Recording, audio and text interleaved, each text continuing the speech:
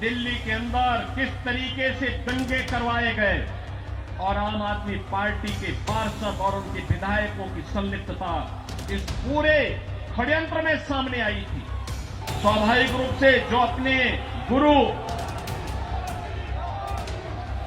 सरदे अन्ना हजारे को धोखा दे सकता हो, वह व्यक्ति जनता को भी धोखा देने में माहिर होगा। बहनों और भाइयों, एक सुनियोजित साजिश के तहत दिल्ली की जनता को तो इन्होंने जन सुविधाओं से वंचित रखाई, साथ साथ राष्ट्रीय सुरक्षा के साथ खिलवाड़ भी इन्होंने उन अपने शरारत भरी कृत्यों से किया है।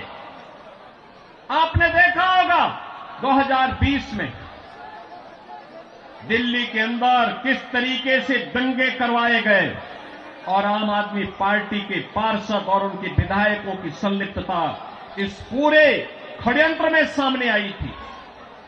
ये लगातार राष्ट्रीय सुरक्षा के साथ खिलवाड़ कर रहे हैं। स्वाभाविक रूप से जो अपने गुरु सरदे अन्ना हजारे को धोखा दे सकता हो, वह व्यक्ति जनता को भी धोखा देने में माहिर होगा। देश को भी धोखा दे रहे हैं, जनता जनार्दन को भी धोखा दे रहे हैं।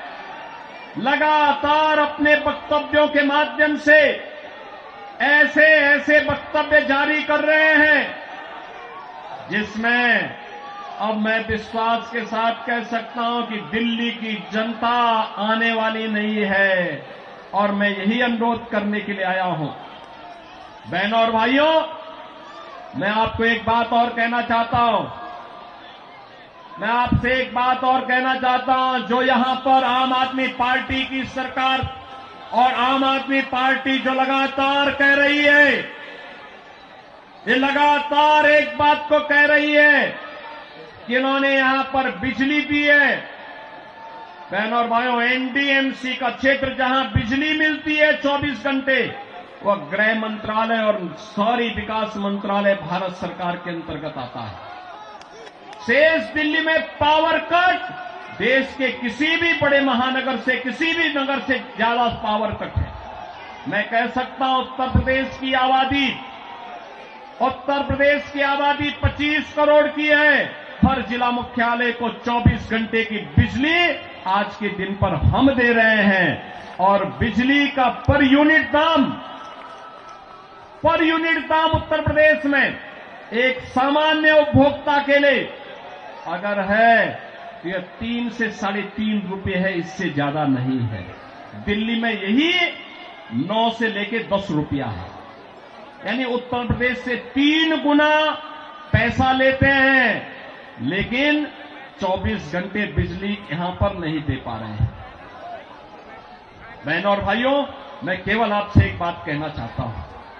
जो लोग आपके साथ खिलवाड़ कर रहे हो, आपको जन सुविधाओं से वंचित कर रहे हो, दिल्ली की पूरी तस्वीर को बदसूरत कर रहे हो, राष्ट्रीय सुरक्षा के साथ खिलवाड़ कर रहे हो, ऐसे लोगों को सत्ता में दोबारा आने का कोई अधिकार नहीं होना चाहिए, कोई अधिकार नहीं होना चाहिए।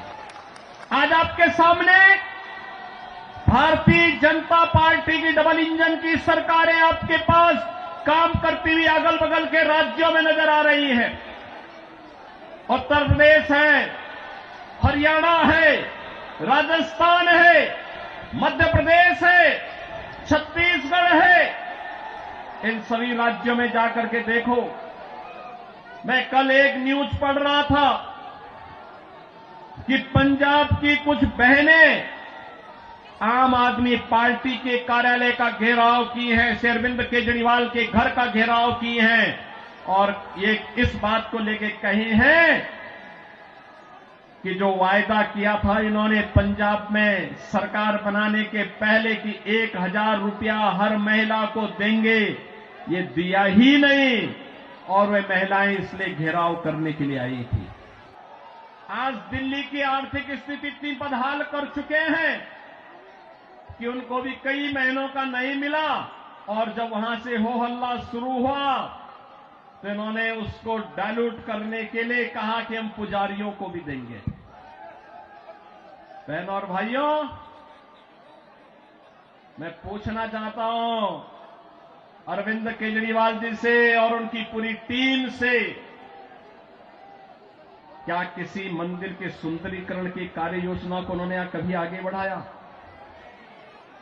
कभी बढ़ाया? मॉडल देखना हो तो आइए काशी में काशी विश्वनाथ धाम को देखिए।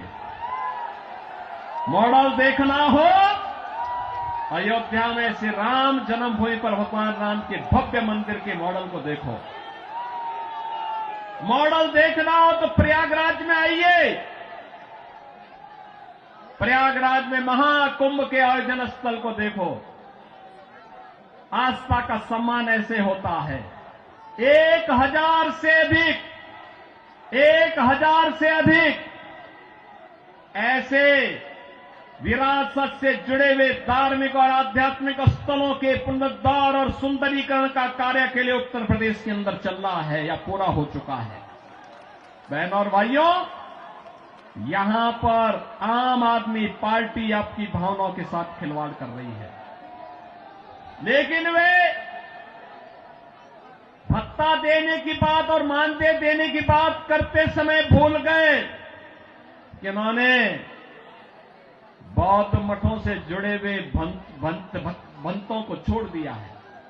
बनते भी पाए इसकी उनको चिंता नहीं। भगवान वाल्मीकि के समय से वाल्मीकि समुदाय से जुड़े हुए तमाम हमारे संत वाल्मीकि मंदिरों में पूजा अर्चना करते हैं, उनको उन्होंने भुला दिया। उनके एजेंडे में कहीं नहीं। आम आदमी पार्टी के एजेंडे में रविदासी मंदिरों के पुजारी नहीं है।